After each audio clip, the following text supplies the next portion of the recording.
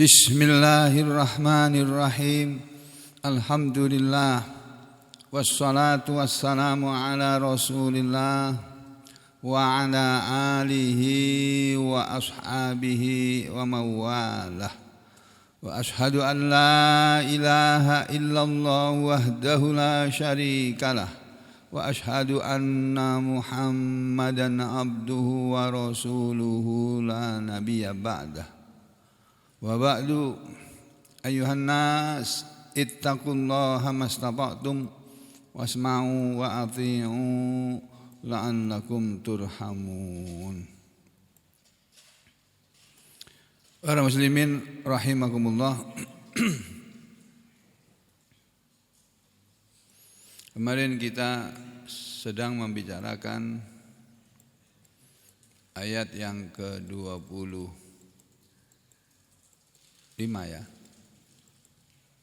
25 udah belum 4. 25 dari surah Yunus, di mana Allah Subhanahu wa taala berfirman, A'udzu billahi minasy syaithanir rajim.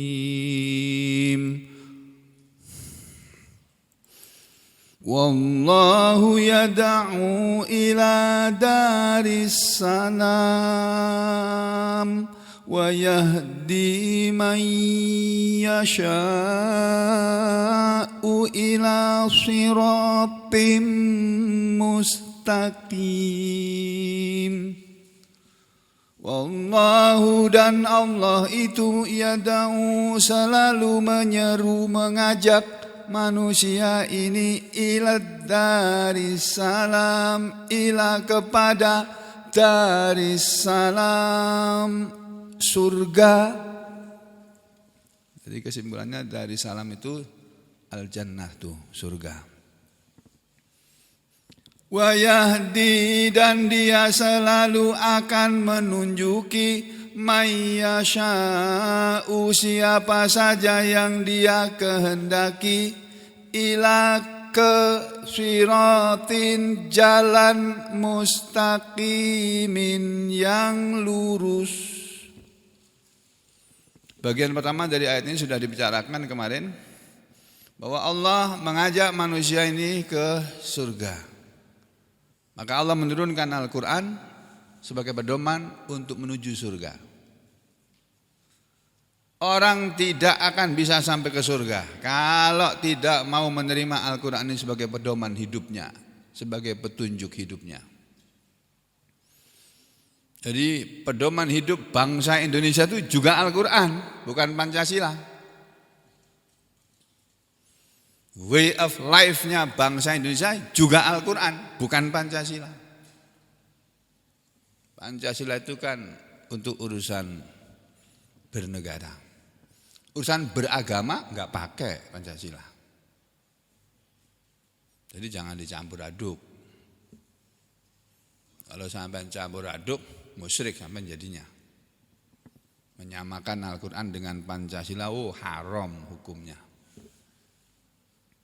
Pancasila sendiri, Al-Quran sendiri. Pancasila urusan negara, urusan bernegara, urusan beragama, pakai Al-Quran. Untuk umat Islam dan siapa saja yang beriman kepada Al-Quran. Adapun orang lain memilih jalan hidup lain, ya biarin aja. Tapi kita sebagai Muslim, sebagai orang Islam, sudah punya jalan hidup sendiri, pedoman hidup sendiri. Jadi Al-Quran diturunkan ke dunia ini sebagai pedoman jalan untuk menuju surga. Ya, ini makna dari wallahu yad'u ila daris salam. Dan mengenai ini, ya, mengenai ini ada sebuah hadis yang diriwayatkan oleh sahabat Nabi, ya, yang kemarin kita mau bacakan hadisnya. Hadisnya itu kata Imam Al-Baghawi warawaina atau waruwina gitu ya, dan telah diriwayatkan kepada kita sebuah hadis an Jabirin dari sahabat Jabir radhiyallahu an. An Jabirin radhiyallahu an qala, dari sahabat Jabir semoga Allah ridha kepadanya, dia berkata, ja'at malaikatun. Ini yang bercerita Nabi yang mendengarkan Jabir. Lalu Jabir bercerita kepada orang. Ja'at, telah datang malaikatun, malaikat datang ilan nabi, kepada Nabi sallallahu alaihi wasallam. Wa huwa naimun, dan beliau sedang tidur. Wa huwa, dan beliau itu waktu didatangi malaikat, naimun, orang yang tidur, sedang tidur beliau. Faqala ba'duhum, maka berkatalah sebagian mereka, karena yang datang bukan hanya satu malaikat. Ini bentuk jamak dari kata malak. Kalau satu malaikat malakun, kalau banyak malaikatun. Faqala ba'duhum, maka berkatalah sebagian mereka, para malaikat tadi, berkata kepada temannya, kepada yang lain, innahu naimun, sesungguhnya dia sedang tidur. Rasulullah SAW, Muhammad SAW sedang tidur ini. Faqala ba'duhum, dan berkatalah sebagian mereka, sebagian malaikat yang lainnya, berkata, innal aina naimatun, sesungguhnya kedua mata beliau itu, kedua mata beliau itu naimatun, tidur. Wal qalba, sedangkan hatinya beliau itu yakdhon, bangun. Itu beda kita dengan Nabi. Kalau kita tidur itu tidur dua-duanya. Matanya tidur, hatinya juga tidur. Enggak ingat apa-apa.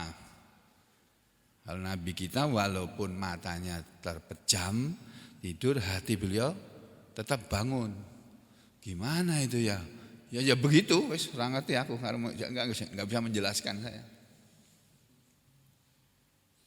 Nah, itu kami ngaji dulu juga disampaikan begitu saja. Bagaimana manusia tidur matanya terus hatinya bangun? Ya maksudnya hatinya itu ya tetap seperti orang yang bangun, sadar, tahu mana yang baik, mana yang tidak baik, mana yang benar, mana yang salah, bisa membedakan. Makanya mimpi seorang nabi itu bisa jadi wahyu, mimpi seorang nabi itu tidak pernah kacau. Kalau kita mimpi sering kacau. Habis mimpi bangun enggak ingat lagi tadi cerita apa tadi mimpi aku tadi ketemu. Apa tadi ya? Enggak bisa kita. Orang tidur kok. Ya. Jadi malaikat ini saling berbicara seperti itu. Faqalu, lalu berkatalah mereka, para malaikat tadi, inna li sahibikum hadza mathalan. Inna, sesungguhnya li sahibikum, untuk teman kalian ini, sahabat kalian hadza ini mathalan, ada sebuah perumpamaan.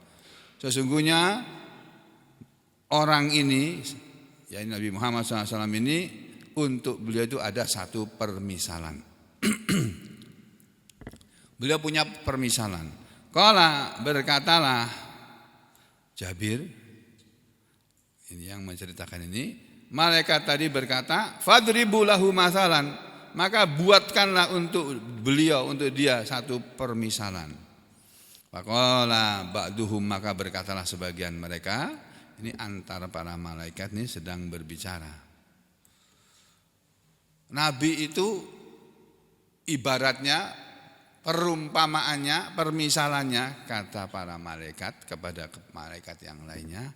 Di sini dikatakan masaluhu, permisalan beliau, permisalan Nabi Muhammad SAW itu kamasali rojulin, seperti seorang laki-laki. Kalau orang Arab bilang perumpamaannya seperti gitu, mereka ngomongnya masaluhu, perumpamaannya kamasali, seperti perumpamaan, begitu orang Arab orang ngomong. Kalau kita kan enggak begitu bahasa kita. Kalau orang Arab, bahasa Arab memang begitu. Masaluhu kamasali gitu. Perumpamaannya seperti itu. Masaluhu, permisalannya kamasali, seperti permisalan rojulin, Jadi perumpamaan Nabi Muhammad SAW itu seperti seorang laki-laki yang bana daron, sudah membangun daron sebuah rumah. Ini hadis yang berbicara tentang dar, tentang rumah. Ayatnya berbunyi, wallahu yad'u ila daris salam, gitu kan? Dan Allah itu selalu mengajak manusia ke rumah keselamatan, ke surga. Nah, Nabi Muhammad itu diumpamakan seperti seorang laki-laki yang sudah membangun sebuah rumah. Wa ja'ala fiha, dan beliau membuat fiha di dalamnya, di dalam rumah tadi, makdubatan, hidangan. Dia bikin rumah terus menyiapkan hidangan di dalam rumah itu tadi. Habis itu wa ba'atha, dan beliau mengutus da'ian, seorang penyeru. Beliau mengutus orang untuk memanggil. Ya, memanggil. Lalu kata malaikat, faman ajabat da'iya, faman, maka siapa yang ajaba, memenuhi ad-da'iya, penyeru itu tadi, dakhalat dar, dia pun masuk ke rumah itu. Jadi ibaratnya ada seorang laki-laki bikin rumah, terus bikin hidangan, terus mengundang orang, nanti ke rumahku ya, kayak Pak Mulyadi kemarin tuh. Mana Pak Mulyadi ini? Di luar ya. Bikin rumah, terus bikin hidangan, terus mengundang orang masuk ke rumah itu. Itu perumpamaan Nabi Muhammad SAW diutus ke dunia itu seperti itu. Terus kata malaikat tadi, maka siapa yang memenuhi undangan itu, dakhalat dar, dia pun masuk ke rumah itu. Wa akala, dan dia pun bisa memakan minal makdubati, sebagian dari hidangan yang sudah disiapkan tadi. Hidangannya banyak sekali. Kenikmatan surga itu banyak sekali. Hidangan di surga juga banyak sekali. Siapa yang masuk rumah itu, dia pun akan memakan makanan atau hidangan yang ada di situ. Sebaliknya waman lam yujib, dan siapa yang tidak memperkenankan, siapa yang tidak mengijabahi, tidak memenuhi ad-da'iya, penyeru itu tadi, ajakan untuk masuk ke rumah itu tadi, siapa yang tidak memenuhi undangan dari si penyeru itu tadi, lam yadkhulid dar, dia pun tidak akan memasuki rumah itu, walam yakul minal makdubah, dan dia tidak akan makan dari hidangan itu tadi. Faqalu, maka berkatalah sebagian malaikat tadi kepada temannya, awiluha lahu yafqahha, awiluha, takwilkanlah oleh kalian akan perumpamaan ini, masalan ini tadi, lahu kepada dia, pada Nabi, yafqahha, supaya beliau memahaminya. Qala ba'duhum, berkatalah sebagian mereka, ya, innahu naimun, sesungguhnya dia itu orang yang tidak tidur. Bagaimana kita bisa ceritakan, menjelaskan kepada dia perumpamaan ini? Terus wa qala ba'duhum, dan berkatalah sebagian yang lain, innal aina naimatun wal qalba yaqdhon, sesungguhnya mata itu, kedua mata itu tidur, tapi hatinya bangun.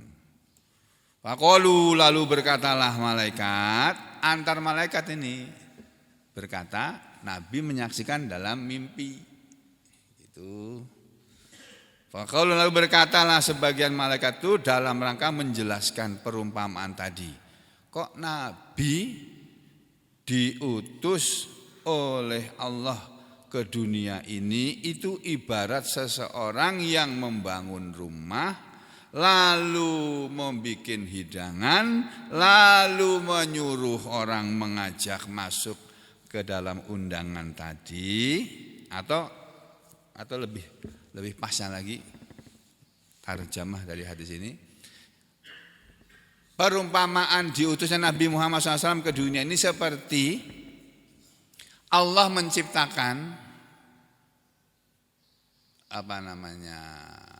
Allah membuat rumah. Rumah ini maksudnya surga. Terus Allah membuat hidangan di dalam surga tadi. Terus Allah menyuruh orang untuk memanggil supaya memasuki rumah itu tadi. Makanya takwil dari cerita tadi diterangkan oleh malaikat. Faqalu, maka mereka pun berkata kepada malaikat yang lainnya, fadaru, maka yang dimaksud dengan rumah itu tadi yang dibikin oleh Allah, bukan dibikin oleh Nabi Muhammad SAW ya, bukan dibikin oleh laki-laki tadi. Ini tadi perumpamannya kan seperti seorang laki-laki gitu. Maksudnya yang membikin rumah tadi itu Allah. Ya, fadaru, maka rumah itu tadi yang dibangun oleh seseorang tadi itu adalah al-jannatu, surga. Ini hadis ini ditampilkan oleh Ibnu Katsir maupun Imam Al-Baghawi dalam kitab tafsirnya dalam rangka menjelaskan makna Darussalam itu tadi. Wallahu yad'u ila darissalam, dan Allah itu selalu mengajak manusia menuju surga dengan Al-Qur'an ini. Siapa yang memenuhi Al-Qur'an ini maka dia akan masuk surga. Siapa yang tidak mau memenuhi undangan Al-Qur'an ini maka dia tidak akan masuk ke surga dan tidak akan menikmati hidangan surga. Tuh, fadaru, maka rumah itu adalah al-jannah, wada'i, dan penyeru itu tadi adalah Muhammadun, Nabi Muhammad sallallahu alaihi wasallam. Maka takwil dari cerita tadi, diutusnya Nabi itu seperti ada orang membikin rumah, maksudnya Allah membikin surga. Terus orang itu tadi membikin hidangan, Allah membikin hidangan dalam surga juga, yaitu itu takwilnya, tafsir atau takwil dari hadis tadi. Lalu orang tadi menyuruh orang, memanggil orang supaya masuk ke dalam rumahnya. Maksudnya lalu Allah menyuruh Nabi Muhammad SAW untuk diutus oleh sebagai ad-da'i, sebagai penyeru, sebagai juru dakwah. Wadai, dan penyeru itu tadi adalah Muhammadun, Nabi Muhammad SAW. Maka kata para malaikat, takwil dari cerita tadi, faman ata'a Muhammadan, faman, maka barang siapa ata'a, dia mentaati Muhammadan, Nabi Muhammad, faqad ata'a Allah, maka sungguh dia telah mentaati Allah. Waman aso, dan siapa saja yang mendurhakai maksiat kepada Muhammad dan Nabi Muhammad SAW, faqad asallaha, maka sungguh dia telah mendurhakai, telah maksiat kepada Allah. Nah, sampai di sini ceritanya berhenti dulu. Wa Muhammadun, dan Nabi Muhammad itu farraqa bainan nas, akan menjadi orang yang memisahkan atau memisahkan bainan nas, di antara manusia ini. Maka Nabi Muhammad itu boleh dikata sebagai manusia yang akan membuat manusia ini jadi berbeda atau berpisah. Maksudnya siapa yang mau memenuhi undangan Nabi Muhammad SAW tadi, dia menjadi orang yang beriman. Lalu kalau dia sudah beriman karena dia taat kepada Nabi Muhammad SAW, berarti dia taat kepada Allah. Siapa yang taat kepada Allah, Allah akan masukkan dia ke dalam surga. Masih ingat ayatnya kan? Masih ingat enggak? Sering saya sampaikan ayatnya ini. Ini ayatnya. Ada di sebagian saja ya. Ada banyak ayat sebetulnya, tapi ini sebagiannya saja. Ayat 14 atau 15 atau 13 ya. 13 mah ya, ini. Surat An-Nisa. A'udzu billahi minasyaitonir rajim. Tilka hududullah, itulah batas-batas Allah. Itu apa? Itu yang disebut di ayat sebelumnya mengenai pembagian harta warisan.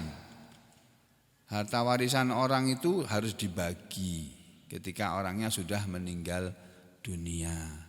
Tidak boleh tidak dibagi, nggak boleh. Harus dibagi. Walaupun setelah dibagi barang itu masih utuh, itu nggak apa-apa. Misalnya begini loh, ada orang meninggal dunia, meninggalkan rumah. Seorang bapak meninggal dunia, meninggalkan rumah. Rumah itu milik bapaknya, yang bangun bapaknya, yang bikin bapaknya. Terus bapaknya meninggal dunia. Mestinya ketika bapaknya meninggal dunia, itu rumah dibagi. Anaknya ada 4 misalnya. 2 laki, 2 perempuan misalnya begitu. Dibagi.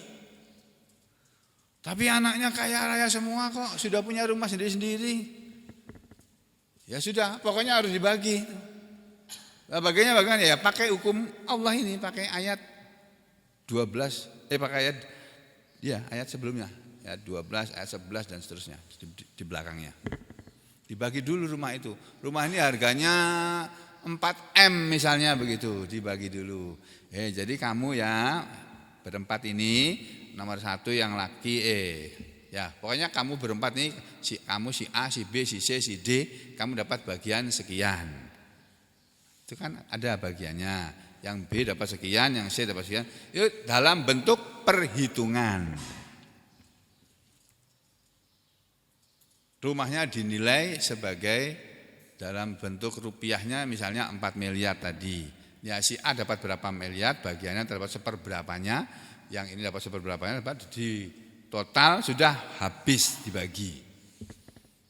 Karena kalau seorang laki-laki meninggal dunia atau seorang muslim atau muslimah meninggal dunia, terus anaknya itu ada lakinya, hartanya habis dibagi sudah, tidak ada sisa.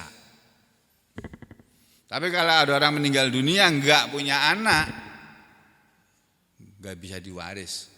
Dia punya anak angkat itu enggak dapat harta warisan, enggak dapat. Anak angkat cuma dapat bagian sedekah dari harta warisan itu boleh, tapi hak dapat warisan tidak ada bagi anak angkat. Ya, ini saudara harus tahu yang seperti ini. Itu nanti dalam ilmu waris. Ya, ilmu waris itu ilmu ketiga yang penting setelah Al-Quran, itu ilmu yang paling penting. Yang kedua as-sunnah atau al-hadis. Yang ketiga ilmu bagaimana cara membagi warisan. Itu 3 ilmu yang paling penting dalam keyakinan kita sebagai muslim. Setelah rumah tadi dibagi, nanti kalau rumah itu tidak dijual, kita enggak usah jual, kita sewakan saja. Disewakan. Hasil sewanya ya dibagi dengan pembagian seperti warisan itu tadi, gitu. Sampai kapan mereka mau menjualnya? Misalnya nanti kalau kita sudah tidak punya apa-apa lagi atau butuh uang, perlu uang, baru kita bagi dalam bentuk uang, dijual rumahnya, lah dibagi seperti yang pembagian menurut warisan itu tadi. Ini saya ngomong ini saya bisa nerima enggak? Bisa cerita, bisa paham ya? Nah, begitu.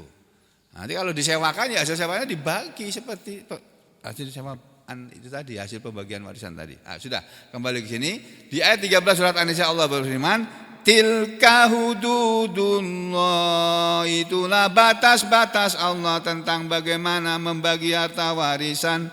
Wa may yuti'illaha wa rasulah, dan siapa saja, ini yang saya mau bilang, siapa saja yang yuti'illaha, dia mentaati Allah wa rasulahu, dan mentaati rasulnya, yudkhilhu jannat, dia Allah sendiri yang akan memasukkannya ke dalam jannah, ke dalam surga yang tajri min tahtihal anhar, mengalir di bawahnya sungai-sungai, khalidina fiha, mereka kekal di dalamnya, wadzalikal fauzul azim, dan itulah kemenangan yang besar. Sebaliknya, wa may ya'sillaha wa rasulah, dan siapa saja yang maksiat kepada Allah dan Rasulnya, siapa saja yang mendurhakai Allah dan Rasulnya, mendurhakai maksudnya tidak taat kepada Allah, tidak taat kepada Rasul, malah melawan, mendurhakai, menyelisihi Allah dan Rasulnya.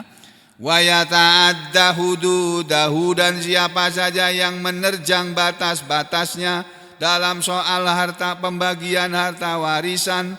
Dalam satu persoalan saja tentang membagi harta warisan, orang tidak menurut hukum Islam, itu sudah maksiat kepada Allah itu. Yudkhilhu nara, Allah akan memasukkan dia ke dalam neraka. khalidan fiha, dia kekal di dalamnya. Masuk neraka dan kekal di neraka loh, tidak mau mentaati hukum Islam dalam soal hak warisan. Itu masuk neraka dan kekal di neraka loh. Ini ayatnya yang bilang. Walahu adzabum muhin, dan untuk dia azab yang menghinakan, azab yang hina. Makanya dalam hadis tadi dikatakan Muhammadun, Nabi Muhammad itu farraqa bainan nas, akan memisahkan di antara manusia. Jadi manusia akan berpisah. Mungkin antara orang tua dengan anaknya akan berpisah. Karena yang satu memilih mengikuti Nabi Muhammad SAW, yang satunya enggak mau, berpisah. Orang tua dengan anak bisa berpisah, suami dengan istri bisa berpisah. Di dunia mereka bersatu dalam satu rumah tangga, di akhirat berpisah karena yang satu suaminya atau istrinya mengikuti Nabi Muhammad SAW, istrinya nggak mau ngikut, ya sudah berpisah. Ini hadis akhrajahul Bukhari, yang meriwayatkannya adalah Imam Al Bukhari fil I'tisam, dalam kitab Al I'tisam, ya, dan sebagainya. Kemudian bagian yang kedua dari ayat 25, wa yahdi may yasha'u ila siratim mustaqim. Wa yahdi, dan Allah itu akan selalu menunjuki man, siapa yang yasha'u dia kehendaki, ila siratim mustaqim, ke jalan yang lurus. Jadi Allah itu akan menunjuki manusia ke jalan yang lurus. Apa yang dimaksud dengan jalan yang lurus? Fasiratul mustaqimu, maka yang dimaksud jalan yang lurus itu huwal Islam, dia adalah al-Islam. Jalan yang lurus itulah yang namanya Islam. Itu. Jadi kalau orang tidak mau mengikuti Islam, ya nggak bisa masuk ke dalam Darussalam, nggak bisa. Nggak bisa masuk dalam surga. Kalau masuk ke pondok Darussalam bisa. Pondok pesantren ada namanya pondok pesantren Darussalam. Itu pondok pesantren bukan surga. Darussalam yang sesungguhnya ya surga itu. Jadi saudara sekalian, makanya kita hidup ini harus tahu aturan tentang Islam. Apa itu Islam? Karena kita ini adalah orang Muslim, orang yang berkeyakinan terhadap ajaran al-Islam. Makanya kita harus kenal Islam itu benar-benar. Dan yang kita jalani dalam hidup ini ya harusnya itu aturan Islam. Pemilu, pilpres, pilkada, pilek, ya, pilpres, pilek, terus pilkadal, kamu dikadalin, ya, itu bukan aturan Islam. Maka itu hukumnya haram. Pilpres itu hukumnya haram. Asal hukumnya menyelenggarakan pilpres, memilih dalam pilpres itu juga hukumnya haram. Hukum asalnya. Dalam Islam itu hukum bisa berubah. Daging babi itu asal hukumnya haram, tapi suatu ketika dia bisa berubah menjadi halal. Kapan? Ketika tidak ada makanan yang bisa dimakan kecuali daging babi. Di saat itu manusia boleh makan daging babi. Nah, kurang lebih wallahu a'lam bishawab. Kalau saya salah saya minta ampun sama Allah. Pilek itu buat kita tuh sebenarnya tuh gak ada urusan kita dengan pilek atau pilpres atau pilkadal, gak ada urusan. Karena itu bukan memilih pemimpin muslim, bukan memilih pemimpin orang beriman, itu memilih presiden. Lain dengan memilih khalifah. Khalifah itu dalam Islam itu tidak dipilih, dipilih, tapi yang milih bukan semua orang, bukan. Dalam Islam itu yang milih itu para ulama. Jadi para ulama yang kompeten, yang punya kompeten tinggi, dulu para sahabat bermusyawarah memilih pemimpin pengganti Nabi Muhammad SAW itu siapa. Setelah dimusyawarahkan, hasilnya jatuh kepada Abu Bakar As-Siddiq. Dan beliau memang orang yang patut untuk menjadi pemimpin. Karena umurnya sudah lebih dari 40 tahun. Bukan kurang dari 40 tahun Abu Bakar As-Siddiq waktu itu. Ya. Dan beliau paham tentang Islam. Imannya jangan diragukan lagi keimanannya. Imannya Abu Bakar As-Siddiq itu kata Nabi Muhammad SAW, iman beliau kalau ditimbang di satu timbangan neraca gitu, di sini imannya Abu Bakar As-Siddiq, di sini imannya seluruh manusia. Itu masih lebih berat bobot timbangannya imannya Abu Bakar. Bagaimana bisa beliau dikalahkan sama yang lain? Ya, itu makanya kalau dalam Islam memilih pemimpin itu begitu. Gak seperti kita sekarang ini. Yang kita lakukan ini kan bukan model Islam, itu model Barat, model demokrasi ala Barat. Yang suara manusia itu suara maling sama suara ulama dianggap sama. Kalau dalam Islam enggak, suara yang diakui itu suara ulama. Orang yang baik, yang orang ulama yang tidak butuh duit. Tidak cari duit. Mereka bermusyawarah, cari siapa di antara orang-orang di Indonesia ini yang patut jadi pemimpin, itu yang diusulkan terus dipilih. Mereka yang milih, jatuh pilihannya pada siapa. Jadi enggak usah repot-repot sampai ke desa-desa, sampai Pak RT, Pak Edi harus sampai malam nungguin TPS, enggak usah, itu kan ruwet. Itu aturan yang kita bikin sendiri, yang ruwet kita sendiri. Islam sudah ngasih jalan keluar sederhana sekali memilih pemimpin itu. Sampai mati, ada yang sampai mati KPPS itu. Padahal dalam Islam gampang aja sudah. Tidak usah pakai dana triliunan harus keluar. Dan kalau nanti ada pemilu putaran kedua, tambah lagi nanti dananya itu. Kabarnya gimana kabarnya? Ada putaran kedua apa enggak? Hah? Ada kemungkinan ya? Ada kemungkinan. Alhamdulillah. Mudah-mudahan putaran kedua ini nanti doa kita dikabulkan Allah Ta'ala. Ya, sudah kembali ke sini saudara sekalian ya. Jadi jalan yang lurus itu adalah Islam. Makanya kita itu harus tahu tentang Islam supaya kita bisa sampai ke surga sesudah kita mati meninggalkan dunia ini. Tuh, kalau sudah mati, yang kita lakukan kemarin-kemarin ini apa pilek lah, pilpres kah apa itu nggak ada gunanya semuanya. Oh itu bukan aturan Islam kok itu kok. Yang berguna itu kegiatan kita tiap pagi, tiap hari sholat 5 waktu dijaga baik-baik, tiap hari ngaji, amalan kita sedekah pun itu macam-macam ya.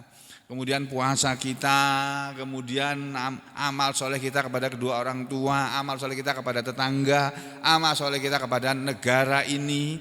Jadi kita bernegara itu kita sebagai warga negara beramal soleh, berbuat baik untuk negara, bukan mengabdi kepada negara, bukan. Mengabdinya kepada Allah lalu kita berbuat baik. Nah, perbuatan baik ini dirasakan oleh warga negara ini. Itu yang diajarkan Islam kepada kita ya. Dah sekian ada dulu. Aku lu qauli hadza astaghfirullah li wa lakum. Allahumma taqabbal minna innaka antas samiul alim wa tub alaina innaka antat tawwabur rahim. Wa sallallahu ala Muhammadin wa ala ali Muhammad walhamdulillahi rabbil alamin.